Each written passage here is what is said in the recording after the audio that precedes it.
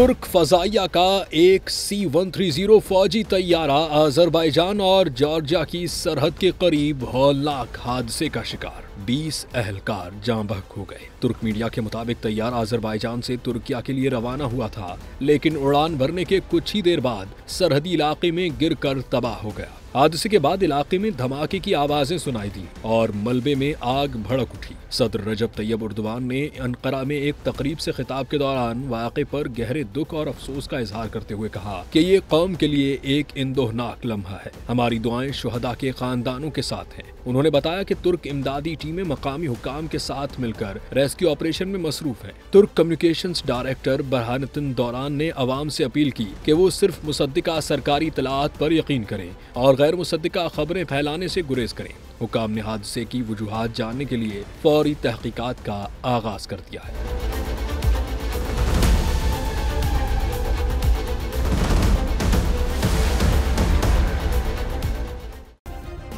Subscribe करें और bell दबाएं ताकि कोई खबर रह न जाए।